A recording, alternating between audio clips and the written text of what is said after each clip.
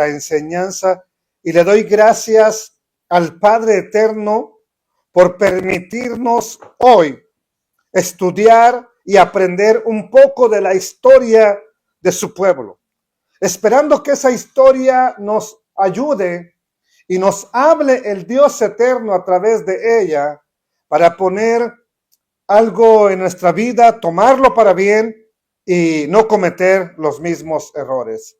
Te pedimos que nos ayudes, eterno Dios, en el nombre del Mesías Yeshua. Amén. Amén. El día de hoy vamos a continuar estudiando cómo el pueblo de Israel se reunió como un solo hombre. Es la parte número 2.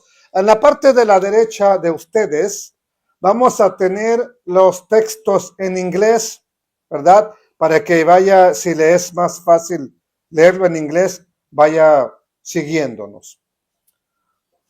Entonces, estamos en la continuidad de nuestro estudio, verso por verso, y ahora estamos en Jueces capítulo 20. En el último estudio, analizamos cómo el pueblo de Israel no tenían un rey y cada uno hacía, o cada quien hacía lo que bien le parecía. Vimos cómo después de tanto abuso sexual a la esposa de un levita, ella muere por esa violación múltiple, drástica, abuso cruel. Y al morir, el marido la parte en 12 partes, ¿verdad? Valga la redundancia, y las envía a las tribus de Israel, una parte a cada tribu. Entonces, para comunicarles la maldad y el crimen que se hizo en su contra. Ya la partió el levita, él fue el que, llegando a su casa, la parte en 12 porciones y la envía. También vimos entonces cómo el pueblo de Israel se reúnen. Las 11 tribus, que no es Benjamín, se reúnen para tratar con ese pecado, con ese crimen cometido en el territorio de Benjamín, en una ciudad no muy grande llamada Gabaa. En inglés es Gibea, pero ya en hebreo es Gabatá o Gabá. Entonces, los líderes de Israel envían mensajeros a la tribu de Benjamín, a los líderes de Benjamín, para que entreguen a los perversos, a los malvados hombres que hicieron este crimen. Ahora, esos hombres de la ciudad de Gabaa no estaban queriendo violar a la mujer. Ellos querían violar al levita. Querían abusar de él.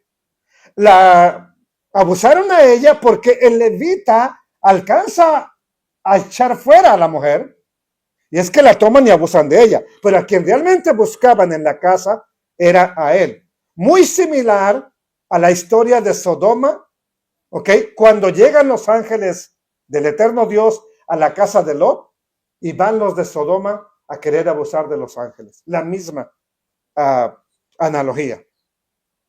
Eso entonces, ¿verdad? Los de Benjamín, en lugar de escuchar a sus hermanos, a los líderes de las 11 tribus y decir, ok, tratemos con este pecado, no lo hicieron. No, la escritura nos dice, no quisieron escuchar a sus hermanos. Y al no escuchar a sus hermanos, endurecieron su corazón, no quisieron tratar con el pecado.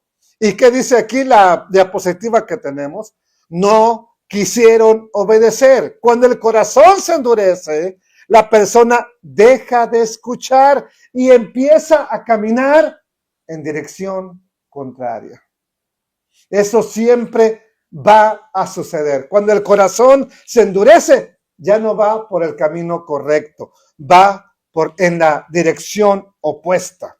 ¿Ok? Ahora, esto solamente va a desencadenar en una gran cantidad de muertes. ¿Ok? Ahora, también vimos cómo en nuestro estudio anterior, estoy haciendo un resumen, cómo necesitamos al Dios eterno todos los días de nuestra vida, no solamente cuando estoy en el hospital, No solamente cuando el doctor me da una mala noticia, no solamente cuando pierdo el empleo, no solamente cuando mi hijo se va de la casa, no solamente cuando hay problemas con mi matrimonio, no. En todos los días necesitamos del Dios eterno, ¿ok? Todos los días ya son difíciles. Y sin Dios es más. Entonces, ¿qué dice la Escritura? Porque vamos a empezar a leer. Jueces capítulo 20, verso 14. Acuérdese que en esto, los de Benjamín no quieren escuchar, los líderes de la tribu de Benjamín, que es la número 12 en este caso, no quieren escuchar a los otros líderes. Porque les piden, entréguennos a esos perversos. Y dijeron, no. ¿Qué hicieron? Entonces, en cambio, salieron de sus ciudades, de las ciudades de Benjamín, y se juntaron en Gibea o en Gabaa para pelear contra los israelitas. En lugar de obedecer y entregar a los malvados, se ponen tercos. Y desgraciadamente esa es la condición en la que el ser humano se pone muchas de las veces. Cuando se le llama la atención, cuando se le dice, ¿por qué usted está actuando mal? En lugar de que diga, bueno, es que soy débil, es que lo siento, no. Pero que usted, ¿y quién es perfecto? A ver, ¿quién? Y empieza la pelea. Se pone en modo agresivo la persona. Es exactamente lo que hacen los de Benjamín. Aquí vemos que no solamente no escuchan, se ponen en confrontación. En lugar de escuchar, se ponen en modo de pelea, en modo de agresividad. Los de Benjamín no escucharon, más bien hicieron lo contrario, ya que deciden que van a pelear contra las 11 tribus. Para que me entienda, ellos solamente son menos de 30,000 los de Benjamín y van a pelear contra 400,000. ¿Por qué? Porque no quieren hacer las cosas bien. Y aquí está el problema. Ahora, no es que es más, perdón. Son 400,000 los de Israel, los de las 11 tribus, pero no van a pelear contra 400,000. Escuche esto que le digo. Los de Benjamín creen que van a pelear contra 400,000, pero no. Ellos van a pelear contra Dios porque no quieren corregir el pecado. Y aquí es donde yo le tengo una mala noticia. Cuando tú peleas contra Dios, no hay forma de que ganes. Así que cuidado y mira bien contra quién estás peleando. Mira bien. ¿Qué dice aquí? No te atrevas a pelear con Dios o contra Dios. ¿Quién le va a ganar a Dios? Nadie. Ahora bien, algo en lo que hicimos énfasis en el estudio pasado fue que el Eterno mismo le dijo a su pueblo, vayan a pelear contra sus hermanos. Entonces, los de Israel, las 11 tribus, van a pelear por orden del Dios eterno para corregir el pecado en el pueblo. Y aquí es donde les voy a decir algo. Cuando Dios te llama a llamarle la atención a alguien, el Eterno espera que tu vida esté bien. Una ocasión, estaba predicando en Houston, en la casa de mi familia. Y de pronto oímos, ¿verdad?, un ruido afuera. Y salimos con mi tío, que en paz descanse. Y estaba un hombre con una botellota de cerveza en la mano, gritándole al otro, ¿cuántas veces te he dicho que no tomes cerveza? Y regañándolo, ¿verdad? Le digo, venga. Oiga, usted le está diciendo que no tome, pero mire usted que tiene en la mano. Ay, sí. Entonces, y eso es lo que pasa tristemente, que a veces, tiene usted que corregir el pecado en su vida. ¿Y usted cómo anda?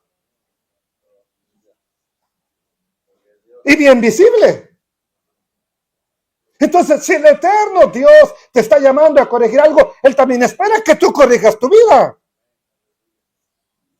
Cuando le da la palabra a un predicador, ¿es para que nada más se la aviente a la gente o para que también sea de beneficio para el que la predica?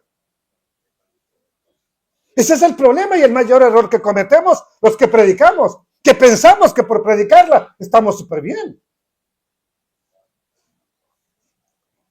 Ahora, cuando Dios te llama a corregir a alguien, a corregir el pecado, casi siempre que lo hagas, así sea tu mejor amigo, tu best friend, vas a comprometer la paz. La paz se va a ver comprometida. Cuando Dios te llama a lidiar con el pecado en tu hogar, cuando te llama a corregir el pecado con tus hijos, se va a ver comprometida la paz. Ya no hay paz en la casa.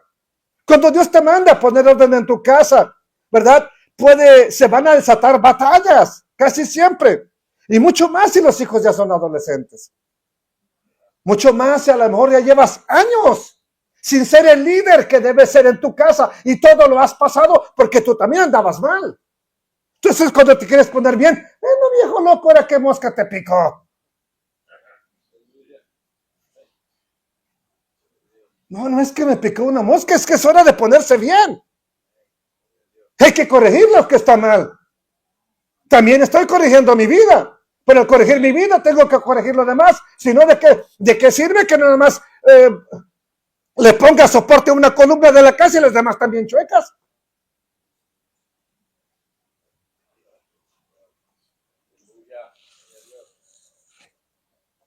Cuando eres el varón de tu hogar y de repente Dios te empieza a llamar para traer convicción, para ser ese líder que tienes que ser, en tu casa, con tanto tiempo que los roles estaban invertidos, ahora al tratar de lidiar con ese pecado, ¿verdad? Eso hace que la paz se vea comprometida en casa. Pero ¿sabes qué? Ahí es donde ya empezaste a hacer lo correcto, ya empezaste por corregir tu vida, ya empezaste a corregir el pecado en casa, síguele. No importa si se enojan, síguele.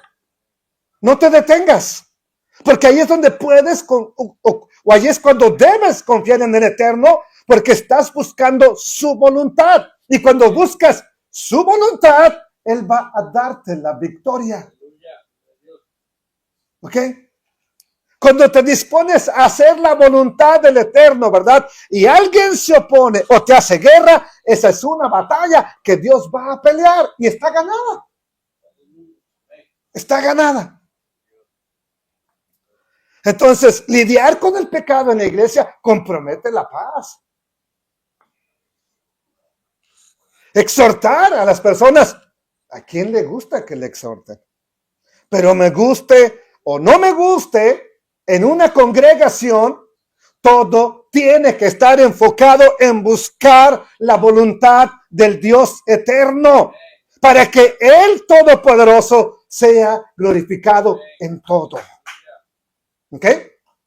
Por otro lado, oiga esto, tenemos que amar a las personas lo suficiente como para que si la ves que está mal, decirle, te amo. Y por eso te digo esto. Si usted ve que un carro, una llanta del carro del hermano está bien ponchada, si usted la nota y no le dice, ¿usted ama a esa persona? No la ama. Porque esa persona a lo mejor no tiene un carro moderno que le indique, la llanta trasera izquierda está sin aire.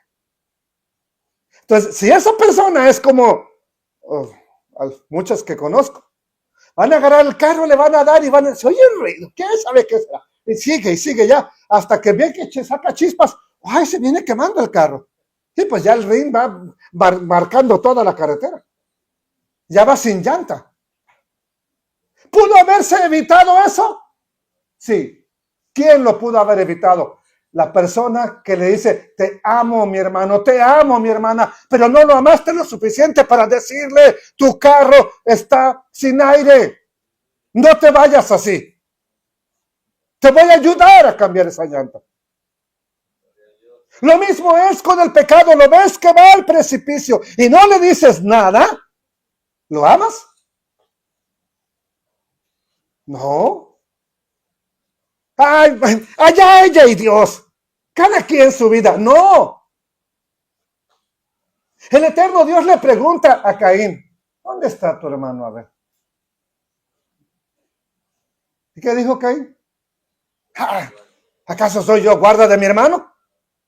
No, no eres el guardia, pero sí deberías de saber dónde está. Deberías de cuidarlo en lugar de matarlo.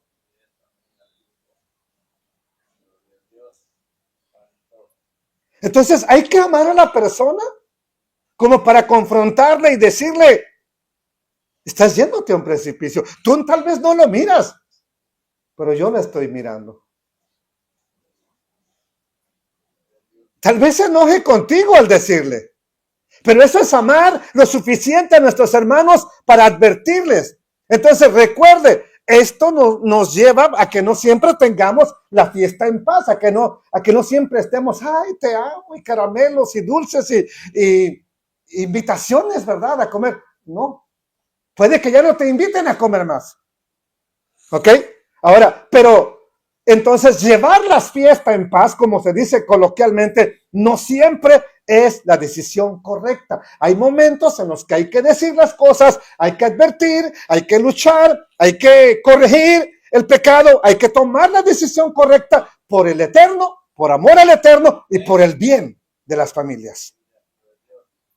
Hay una campaña terrible, terrible, en contra de nuestros hijos en las mismas escuelas, en la misma sociedad. Y no quieren que uno diga absolutamente nada. Entonces, ¿cómo ellos sí tienen la libertad para decirle a un niño de 5 años, tú puedes amar a otro niño? Y yo no tengo que decir nada.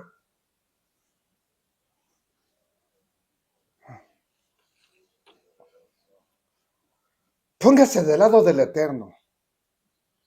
Póngase del lado de la palabra. No se ponga del lado del mundo y de los mundanos. Porque eso es ser santo, apartado. Santo no es que te mueras y te hagan una estatua, no. Santo es apartado. ¿Ok? Entonces, en nuestra historia del libro de Jueces, 11 tribus quieren tratar con el pecado. Se juntaron 400,000 de las tribus de Israel. Por el otro lado, los de Benjamín no quieren escuchar, no entregan a los perversos y vamos a ver qué sucede. Verso 15. En total, de la tribu de Benjamín llegaron a Gibea 26,000 guerreros armados con espadas, los cuales se sumaron a los 700 guerreros selectos que vivían allí. ¿Allí en dónde? En Gibea o en Gabaa. Entonces tenemos 26,700. ¿Ok? Y de Israel son 400,000. ¿Ok? De las 11 tribus. Los de Israel quieren hacer justicia. A eso llamaron a los de Benjamín. Los de Benjamín, al no querer escuchar lo que sus hermanos les exponen y no querer tratar con el pecado, deciden pelear. Y nos dice la escritura algo sorprendente. Verso 16 dice, entre las tropas selectas de Benjamín había 700 hombres de verdad de mano zurda, ok, zurdos, capaces de tirar una piedra con una honda y acertar a un camello sin errar, sin fallarle al blanco. Parecen pocos 700 hombres, ¿verdad? Hablando de un gran número de guerreros. Pero esos 700 eran tan buenos para pelear que pueden hacer grandes estragos en una batalla. Recuerden que precisamente anoche nuestro hermano Emilio predicaba del famoso Goliat que desafió a todo un ejército de Israel. A todo el ejército. Denme un hombre que pelee conmigo. Y como estaba tan gigante, nadie quería enfrentarlo. Todos le tenían miedo. Pero recuerden que David era un hombre o un jovencillo experto, no en armas, no en espadas, no en pistolas.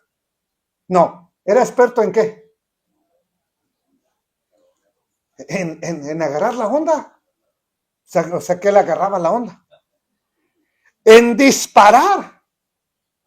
Y llevaba 5 piedras, no porque tenía miedo a fallar, no, él sabía que no le iba a fallar ni una. Goliat tenía hermanos y gigantes también. O sea que no nomás había un gigante. Además ahí frente a él había 2. El gigante y el escudero. Y si hacía falta, le echaba una también al escudero. Pero él salió corriendo en cuanto vio que Goliat cayó. Pero David era un experto en disparar con la onda. Imagínense. Ahora, si estos 700 no le fallaban a un cabello, ¿le iban a fallar a la cabeza? Claro que no. Entonces, ya viéndolo de esa manera, 700 piedras volando y disparadas directamente contra una persona, eran 700 que caían de un trancazo. Segunda piedra, ya llevamos 1400 de 2 tiros nada más. Sí, es que se miran bien pocos, pero son grandes los estragos. David le dio muerte a Goliat con una piedra. Y entonces aquí es donde es interesante que haya 700 que son expertos en tirar con la onda, que no le fallan a un cabello.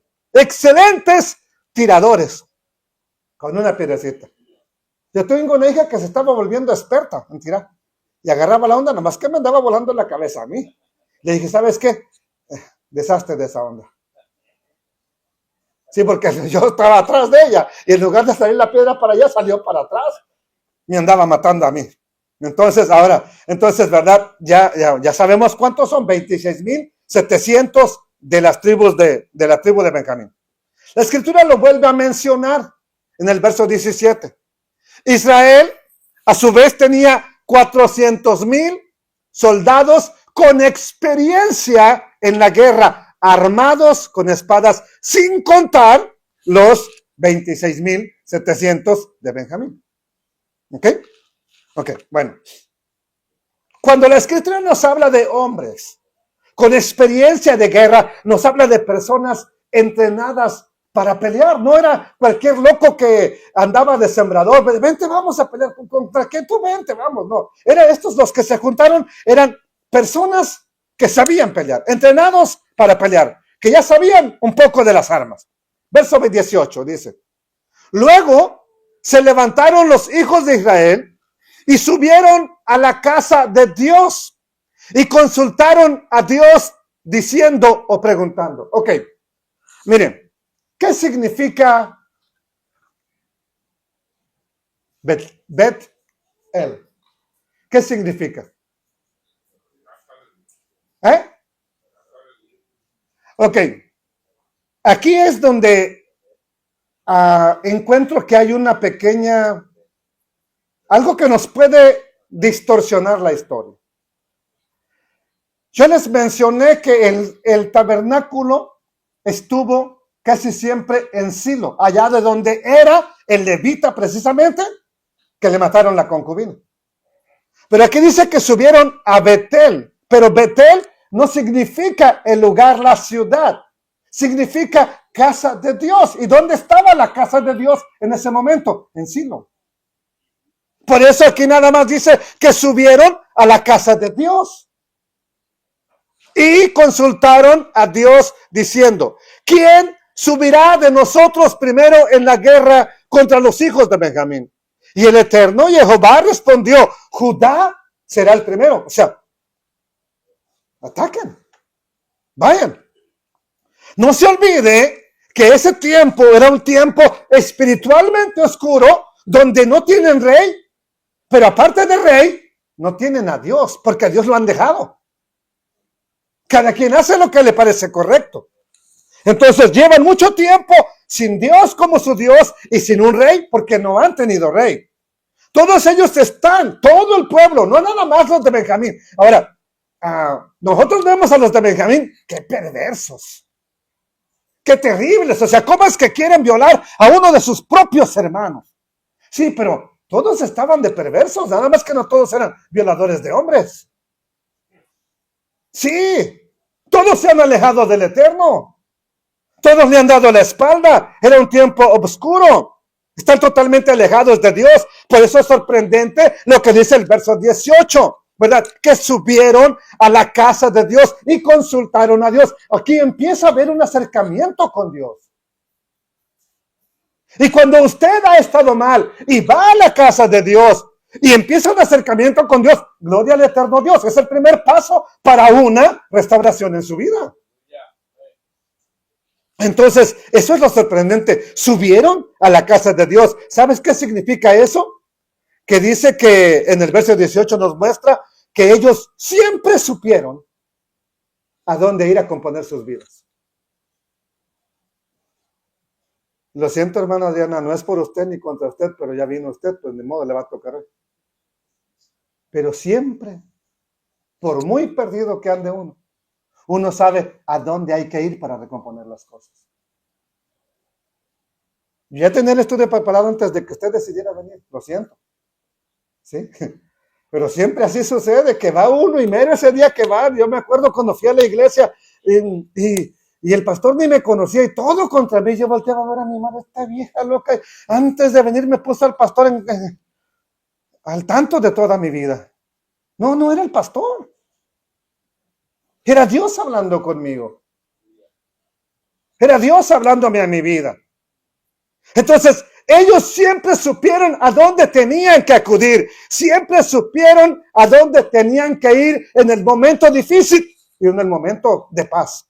Y tú y yo también sabemos a dónde tenemos que ir. Puedes llevar tiempo alejado del Eterno. Puedes llevar tiempo en la iglesia, pero alejándote cada día más en tu corazón. ¿Ok? Renegando de Dios por mucho tiempo. Renegando de las cosas de Dios. ¿Ok? Y tú sabes a dónde hay que ir. Y hay que ir al encuentro de Dios que te está llamando. Por eso nos dice en su palabra en Hebreos capítulo 4, verso 16. Acerquémonos pues confiadamente a dónde, al trono de la gracia. ¿Para qué?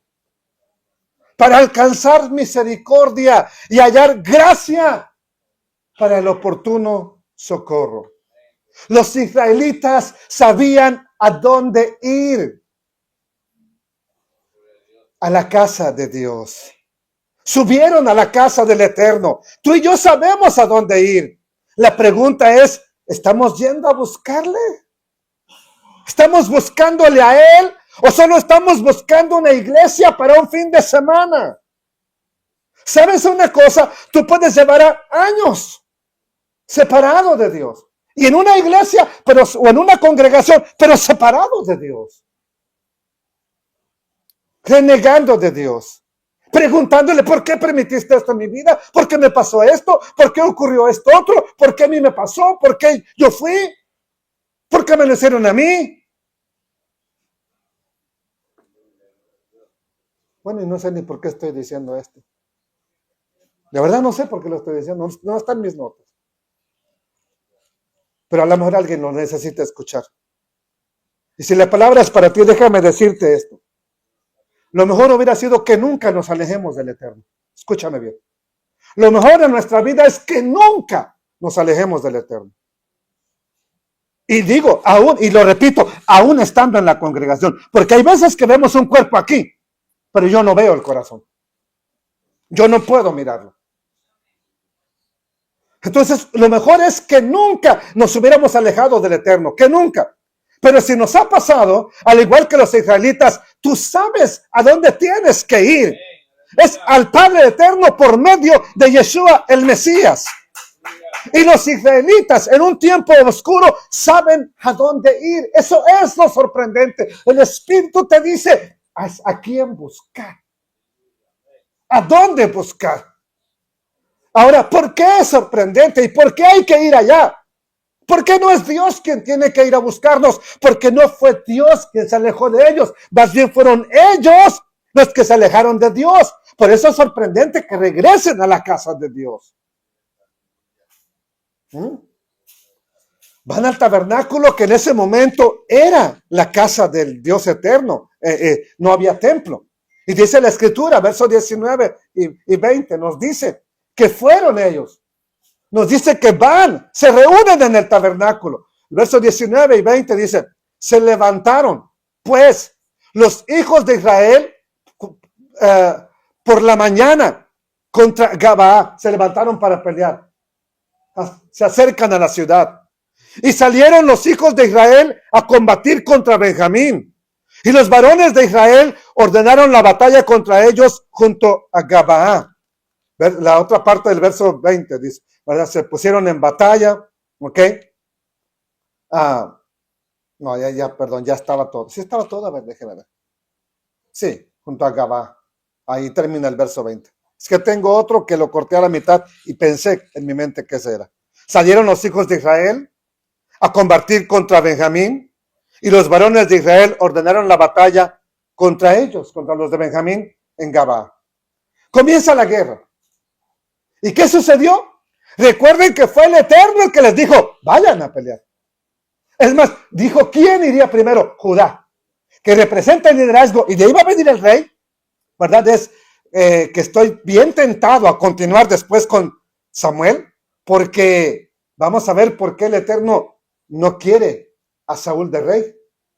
Pues él ya tenía preparado en su plan a alguien que sería el rey, pero les da un rey porque el pueblo quiere un rey, ¿ok? Entonces, ahora, aquí les dice, vayan, y Judá tiene que atacar primero. Esto es importante porque es el eterno Dios quien nos manda a que vayan a corregir esa maldad. Verso 21. Ahora, ¿qué pasó? Pero los guerreros de Benjamín, que estaban defendiendo la ciudad, salieron y mataron ese día casi a una cantidad similar a todos los de Benjamín. 22,000 en el campo de batalla. ¿Cuántos eran los de Benjamín? 26,000. O sea que mataron una cantidad casi igual de benjaminitas, de toda la tribu de Benjamín. Lo primero que vino a mi mente al ver esto es una pregunta. ¿Qué sucedió? ¿Qué pasó? ¿Qué es lo que muchas veces sucede en la vida cuando intentamos servir a Dios, Alejandro? No se me olvida que una vez me dijiste, es que cada vez que intento echarle más ganas, tengo más problemas. ¿Por qué cuando uno ha estado mal y de pronto te decides, ahora sí, pase lo que pase, yo voy a servir a Dios? Y lo que vienen son derrotas. ¿Por qué? ¿No es el Eterno el que los mandó? ¿No se supone que si el Eterno te dice, ve, la victoria estaría segura? ¿Por qué perdieron entonces?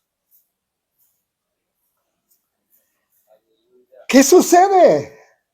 Pues muchas veces nos ocurre lo que a Israel, y por supuesto que ahí le decimos a Dios, le reclamamos a Dios, Señor, te buscamos, nos acercamos a ti y perdimos.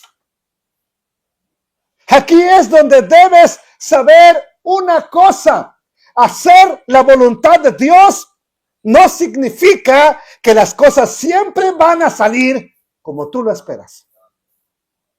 Hacer la voluntad de Dios no te garantiza que van a salir las cosas como tú quieres. Van a salir como el Eterno lo tiene planeado. Buscar hacer la voluntad de Dios no significa que siempre nos va a ir bien. Por lo menos no bien en lo que a nuestro parecer humano es bueno. ¿Quién pensaría de ustedes, Ray, Jonathan, que una derrota es buena para nuestra vida espiritual? ¿Quién?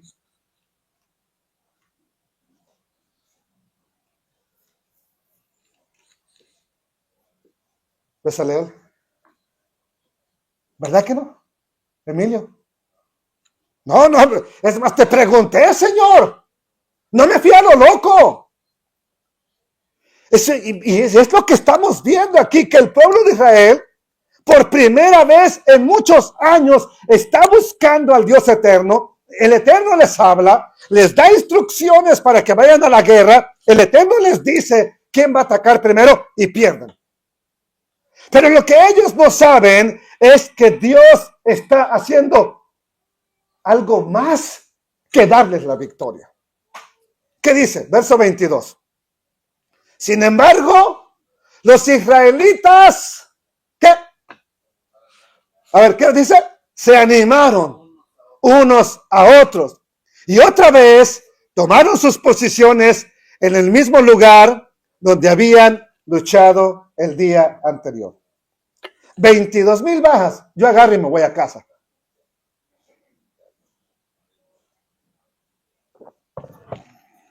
Pero aquí vemos que tienen las instrucciones del Eterno para pelear. El primer día, los de Benjamín matan a 22,000, que son que eran 400,000, ya les quedan 300,000, 798. Ahorita no estoy para cuentas. ¿Ok? Los han derrotado, pero se reaniman. Ahora vamos a ver qué sucede. Dice la Escritura. Porque los hijos de Israel subieron. ¿Y qué hicieron? Y lloraron delante del Eterno hasta la noche. Y consultaron al Eterno diciendo, ¿volveremos a pelear con los hijos de Benjamín, nuestros hermanos? Y el Eterno les respondió, suban contra ellos. Vayan, atáquenlos, peleen. Los hijos de Israel lloran. Fueron al tabernáculo y lloraron delante del Eterno, se humillaron y le vuelven a preguntar, ¿iremos a pelear contra nuestros hermanos, la tribu de Benjamín? Ya habían preguntado eso. Antes al Eterno en el primer día los autoriza, vayan a pelear. Fueron derrotados, 400,000 soldados tienen que salir huyendo, ¿verdad? Y nos vuelve a indicar algo la Escritura, que hacer la voluntad de Dios no siempre nos va a dar en lo que nosotros queremos, pero sí nos va a dar lo que necesitamos. Le vuelven a preguntar al Eterno, ¿volveremos a pelear contra los hijos de Benjamín, nuestros hermanos? ¿Qué les dice el Eterno? Vayan, suban. Entonces les autoriza que vayan. ¿Y qué nos indica? Les dije, hacer la voluntad del Eterno Dios. No siempre nos va a dar, es diferente a lo que decía la otra, lo que queremos. Pero sí nos va a dar lo que necesitamos. Ellos querían la victoria, los 400,000 de Israel. Dios, en lugar de darles la victoria, les da ánimo. ¿Para qué? Para que sigan firmes, para que sigan luchando por lo mismo, para que sigan constantes. Algo interesante, los israelitas se reanimaron, se animaron, porque volvieron a subir delante del Eterno, lloraron delante del Eterno. Y aquí les voy a decir un secreto importante. Dios tampoco te va a dar a ti lo que quieres, sino lo que necesitas. ¿Y qué es lo que más necesitas cuando tu vida ha estado mal por mucho tiempo? ¿La victoria? No, tú la quieres, pero no es lo mejor porque te vuelve orgulloso, arrogante. No, si yo sé que puedo. No. Necesitas la comunión con el Eterno. Precisamente lo que estamos viendo con Israel, que el Eterno los lleva otra vez a su casa. Vayan a llorar. Pero los anima. Vayan. Entonces los fortalece para seguir peleando. Dios no les da la victoria, los fortalece. Y a ti y a mí nos ha pasado muchas veces lo mismo, que Dios, en lugar de darnos la victoria, nos ha fortalecido. Y por eso has permanecido firme hasta el día de hoy. Pero a veces nos quejamos, hermano Emilio, pero tengo derrotas en mi casa. ¿Quién no tiene derrotas en la vida? Hay muchas injusticias, pero la vida es bella. Hay injusticias que no podemos parar. solamente las que nosotros podríamos hacer. Y en esos momentos, cuando en lugar de obtener la victoria, tenemos derrota, le reclamamos a Dios, le decimos, ¿por qué me derrotaron? Te obedecí, subí a pelear y no me diste la victoria. ¿Por qué pasó eso, Dios? Si te estoy buscando. Y ahí es donde el Eterno nos responde, ¿verdad? O nos diría, no te he dado la victoria, pero te estoy fortaleciendo. ¿Y a cuántos de nosotros el Eterno aún no nos ha dado la victoria, pero nos ha fortalecido para llegar hasta el día de hoy? Cuando muchos ya no están, nos ha fortalecido. Toma un poco de fuerza. Sigue luchando. Que el Eterno entonces te siga fortaleciendo. Y en su momento nos dé la victoria. Pero por lo pronto necesitamos fortaleza en nuestra vida. Le volvieron a preguntar al Eterno. ¿Debemos de volver a pelear con los hijos de Benjamín, nuestros hermanos? ¿Vamos o ya no vamos, Señor? Te preguntamos, nos enviaste. Ya nos mataron 22,000. ¿Seguimos peleando o ya no?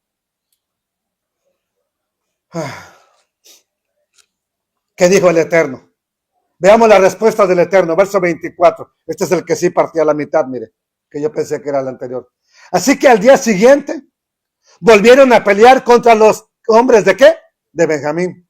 Pero los hombres de Benjamín mataron a otros 18,000 israelitas, todos ellos expertos en el uso de la espada.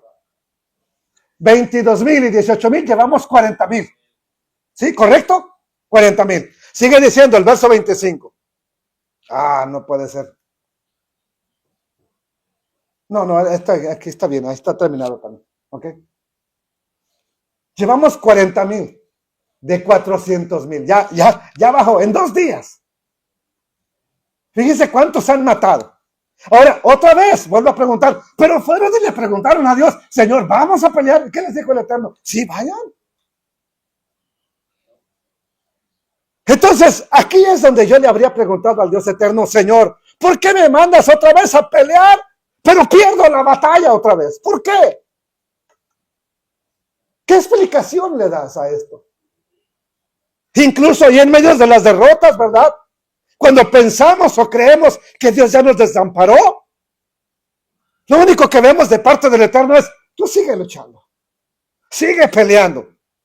Y ante esas palabras del Eterno, pues le preguntamos, ¿por qué no salen bien las cosas? Estoy tratando de obedecerte, estoy tratando de hacer tu voluntad, quiero hacer tu voluntad, quiero componer la vida mía, la de mi familia, pero solamente hay derrotas.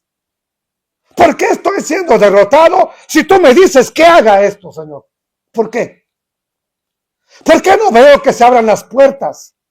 Y tenemos que saber que Dios obra de maneras diferentes en la vida de cada uno de nosotros.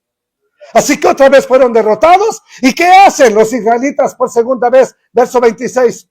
Entonces subieron todos los hijos de Israel y todo el pueblo, ya no nomás los guerreros, y todo el pueblo, y vinieron a la casa de Dios y lloraron.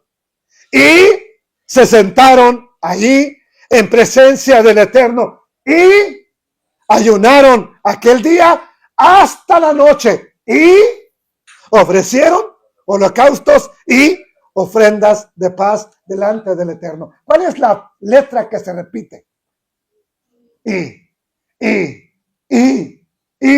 O sea que las otras veces habían hecho algo de esto, pero no lo que sigue. Y primero subieron todos los guerreros y ahora todo el pueblo y vinieron a la casa de Dios y lloraron y se sentaron y ayunaron y ofrecieron holocaustos, lo que no habían hecho antes. Ahora lo están haciendo, ¿ok? Aquí es cuando debemos de pronto, como el propósito de Dios se va cumpliendo, se va realizando. ¿Te das cuenta qué es lo que Dios está haciendo con ellos? ¿Qué es lo que quiere? Recuerden una cosa, todo el pueblo llevaban mucho tiempo lejos de Dios. Mucho tiempo. Ahora, no solo los de Benjamín. ¿Qué quiere entonces el eterno Dios de ellos? ¿Qué necesita de ellos? Los de Benjamín cometieron un crimen terrible. Los de Israel se reúnen, quieren solucionar eso, quieren castigar el pecado que ha apartado al pueblo del Eterno, ¿ok? Y es verdad que no todos son violadores de hombres como los de Benjamín en Israel, pero sí todos son violadores de la Torah. No todos son asesinos como los de Benjamín, pero todos han asesinado su relación con el Eterno, ¿o no? Y a través de estas derrotas, entonces, es que el Eterno los hace volver en arrepentimiento. Eso es, se sentaron, subieron a la casa del Eterno, se sentaron, lloraron, ayunaron. Eso es teshuvah, eso es arrepentimiento. No tenían tiempo para escuchar a Dios. Dios, vamos a la guerra, sí. Y ahí nos vemos. Ahora se sentaron. Dios, eterno Dios, nos derrotaron, nos fue mal. Estamos en duelo, lloraron, ayunaron. A través de esas derrotas, el Eterno nos lleva a la reconciliación, al ayuno, al arrepentimiento. Nos hizo regresar 1, 2 veces ya aquí. Vuelvan al Eterno. Entonces, ¿qué intenta mostrarnos el Eterno con las derrotas? No es que obtengas la victoria y te llenes de orgullo, no. Primero vuelve de corazón al Eterno. Primero aprende a escuchar al Dios eterno y después te dará la victoria. Así como a Israel, el Eterno lo está haciendo volver en arrepentimiento. Muchas veces utiliza las pruebas, la tribulación en nuestras vidas para hacernos volver. Y al igual que a Israel, las derrotas no nos gustan. Pero casi siempre, aunque no nos gusten, nos hacen regresar al Eterno una y otra vez.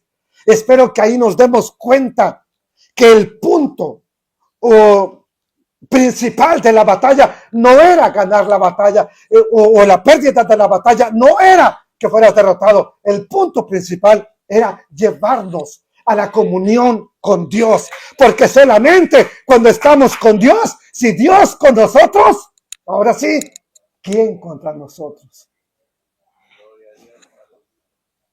¿Se ha dado cuenta usted que en cada fracaso, en cada decepción, vamos al Eterno y le decimos, Señor, ayúdame, Señor, levántame, en cada fracaso, en cada caída, fortaléceme? Muchas veces en medio de la angustia le decimos, Señor, ¿cuándo me vas a sacar de esta prueba? Pero lo que no te has dado cuenta es que si no fuera por la prueba, a lo mejor tú no seguirías buscando de Dios. Yo no seguiría buscando de Dios. Mira el ejemplo que tenemos con estos guerreros de Israel. Habían estado alejados del Dios eterno por mucho tiempo. Pero estas batallas perdidas los vemos que regresan al Eterno 1, 2 veces. Y nos dice el versículo 26 que se sentaron ahí en presencia del Eterno. Ayunaron aquel día, le ofrecen holocaustos, le ofrecen ofrendas. ¿No hicieron eso el primer día?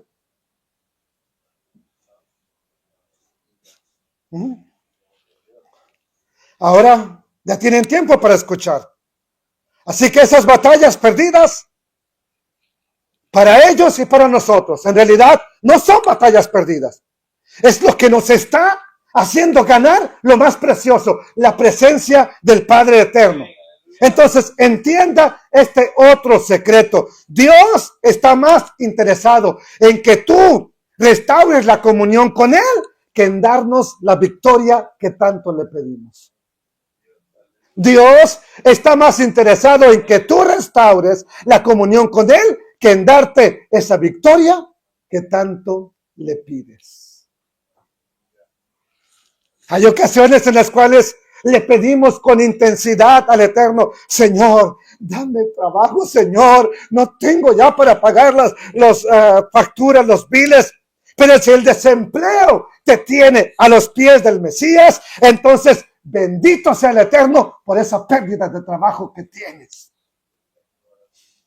Porque la pregunta es, ¿y si Dios te diera el trabajo que le pides, seguirías a los pies del Mesías o empezarías a desviarte otra vez?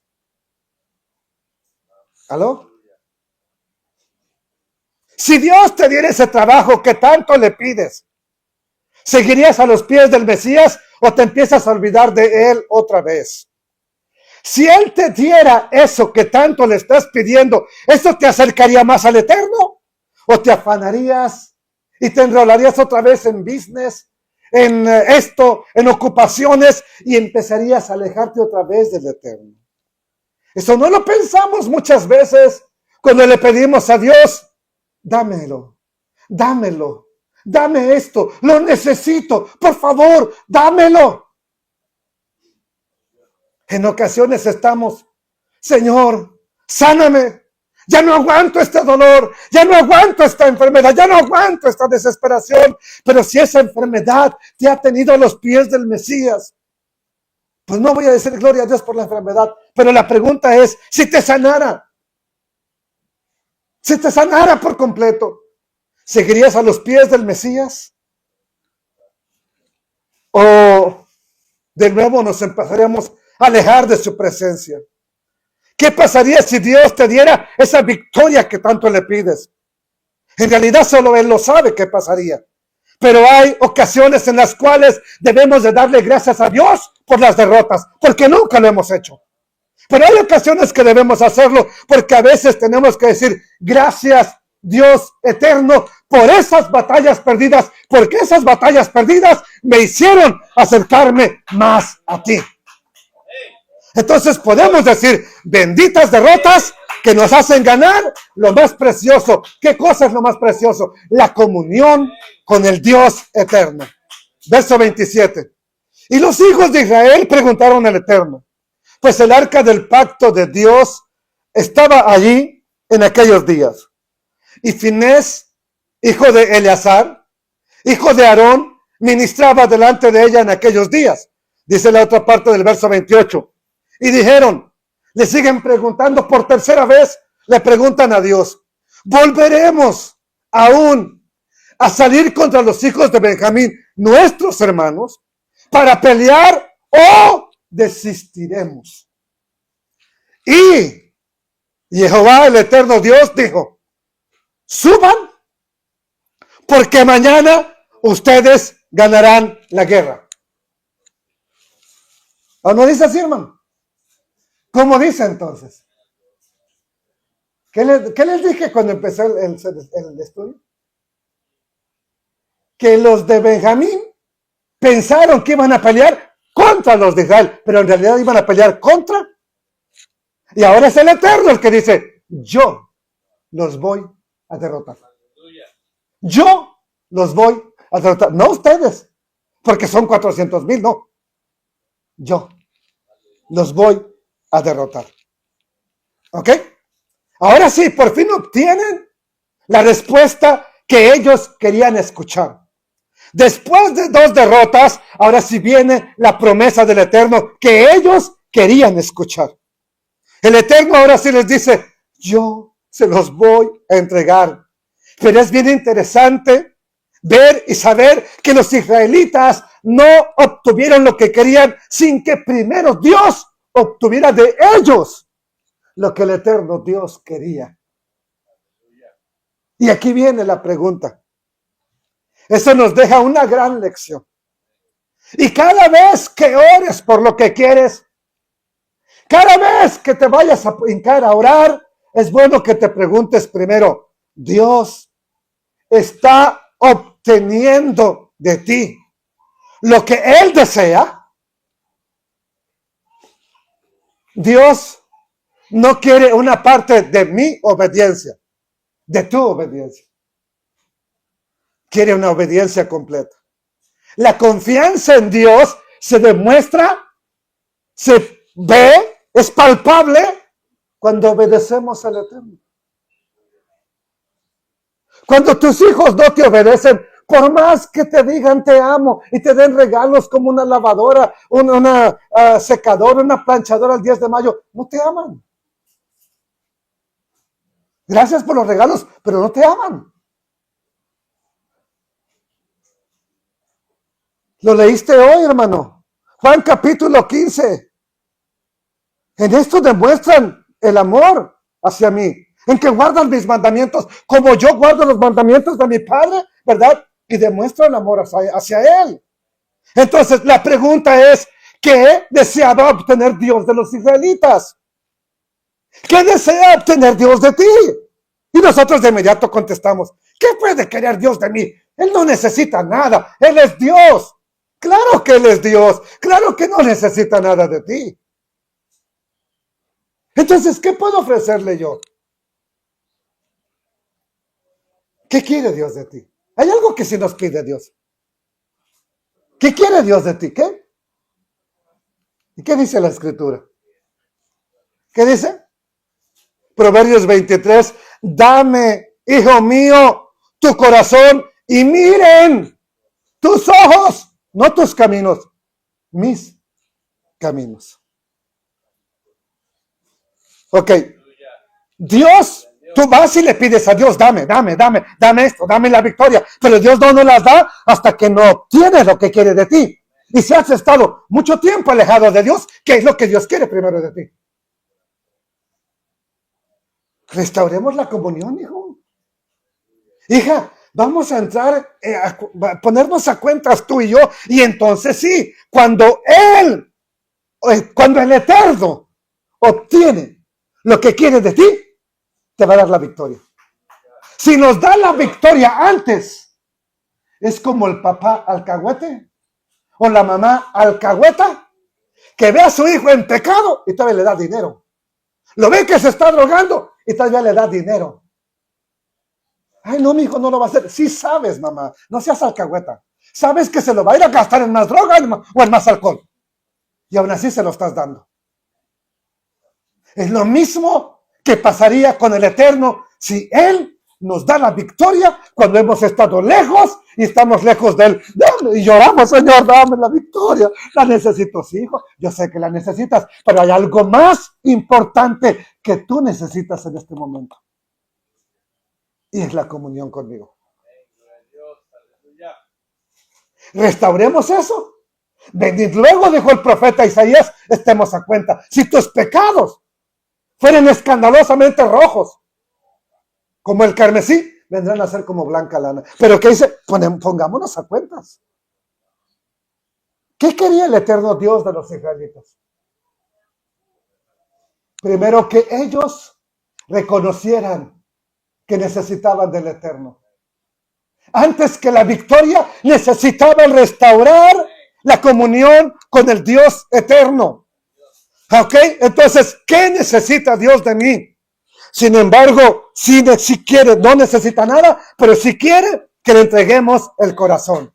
Así que antes de que sigamos pidiendo lo que tú y yo deseamos obtener del Eterno, preguntemos, Eterno Dios, ¿tú estás obteniendo de mí lo que quieres? ¿O nada más yo te quiero usar como el genio de la lámpara mágica? Que ese genio tú lo liberas y es tu esclavo, te cumple los deseos que tú quieras.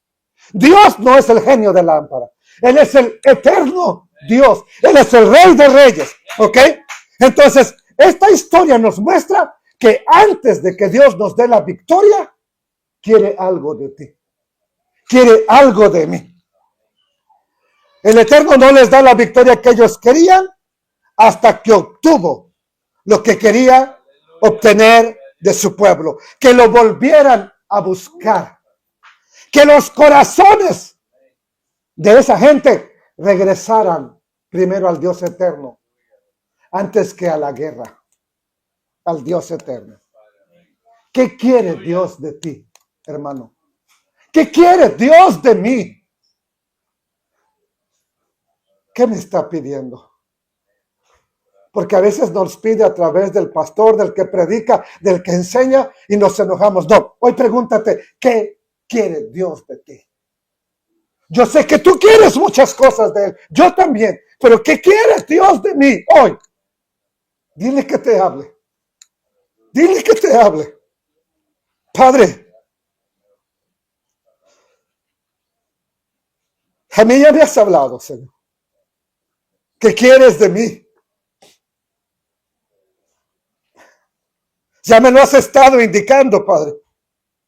Y gracias. Pero una vez más te pido, si tú quieres hablarme, Señor, y usar a alguien, por si algo todavía no lo comprendo, eterno Dios, y mostrarme qué tú quieres de mí, Dios eterno. Por favor, háblame. Háblame, Señor. No me dejes continuar, como dice ese canto.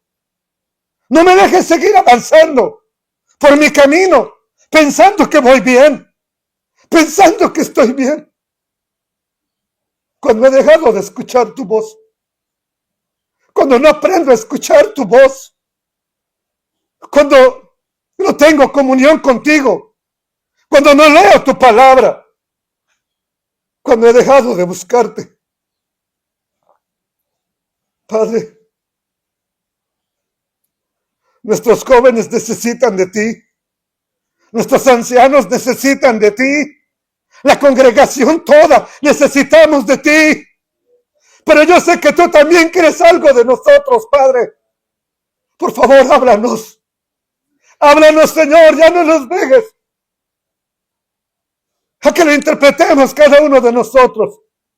Tal vez hemos caminado como Israel en muchos años, haciendo lo que cada uno parece bueno, Padre. Pero por favor, no nos dejes sin hablar, no nos dejes sin advertir, no nos dejes sin amonestar, ya no nos dejes así, Padre. Háblanos, eterno Dios, te necesitamos escuchar tu voz. Aquí está mi corazón, Dios. Aquí está mi corazón. Hoy me quiero rendir a ti. Hoy necesito rendirme a ti, Dios.